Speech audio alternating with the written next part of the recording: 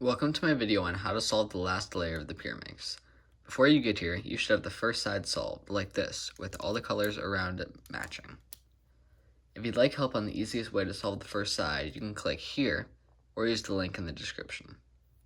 To solve the rest of the Pyraminx, you want to put your solved side on the bottom, then turn your tip so that it matches the centerpiece below it so that they form a diamond. Then make sure that it's on the same side as the same color stripe across the bottom. So here I have a blue diamond, so I need to rotate my bottom so that it's above a blue stripe. So here I have my blue diamond matching with my blue stripe.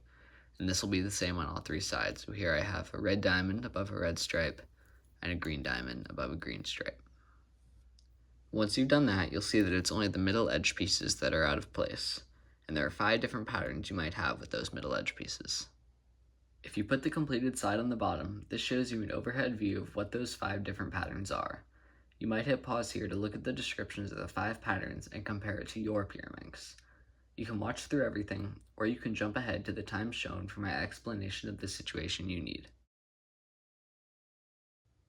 This situation I like to call the headlights. The reason why I call it that is because you have a solved side except for these 2 edge pieces that stand out. And these edge pieces will either have to move to the right or to the left. In this situation, we need to move them to the right because you have the 2 blue pieces which need to go to the blue side. So here we want to do the set of moves right side up, top to the left, right side down, top to the left, right side up, top to the left, right side down. Notice that even though we need to move these edge pieces to the right, every time we move the top, we move it to the left in the opposite direction. So once again, you want to move the right side up, the top away from where it needs to go, right side down, top away, right side up, top away, and then right side back down. And that'll solve the Pyraminx. And with some practice, you'll be able to do it faster, so it should look more like this.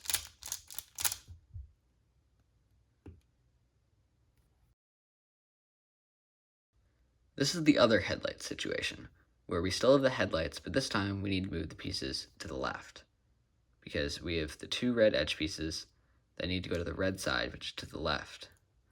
So for this, we want to move the right side up, top to the right side down, top to the right side up, top to the right side down. Notice that similarly to the last headlights, we need to move the top in the direction away from where the edge pieces need to go. So once again, it's right side up, top away, so top to the right side down, top away, right side up, top away, and right side down. And that'll solve it. And once you get a little bit more practice with this set of moves, you should be able to make it look a little bit more like this.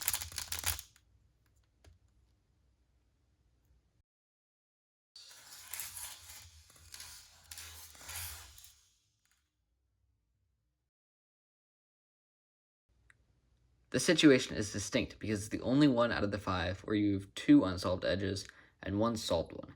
So we want to hold the solved one in the back and then do this set of moves. Right side down, left side down, right side up, top to the left side up, top to the right, and left side down.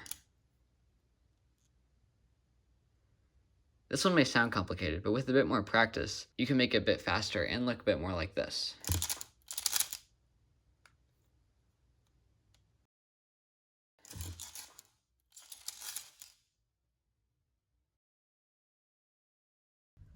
These last 2 situations are definitely the hardest to identify.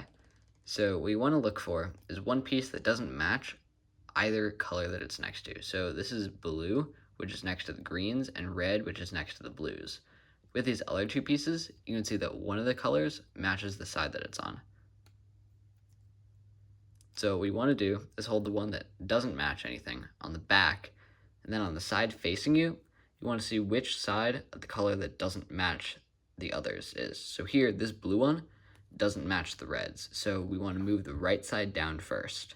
So we want to move the right side down, top towards the right, left side up, top back to the left side down, right side up.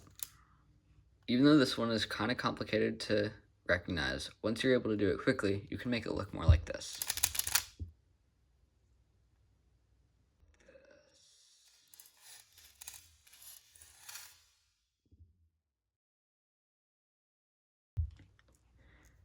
This is the reverse of the other complicated situation. So once again, we want to put our piece that doesn't match either of the sides next to it on the back. But this time, you'll see that the piece that doesn't match the other colors on the same side is on the left. So we want to move our left side first. So we want to bring the left side down, top to the left, right side up, top to the right side down, left side up. That should solve it. Once you're able to get this one a little bit faster, it's actually my favorite one, and you can make it look a little bit like this.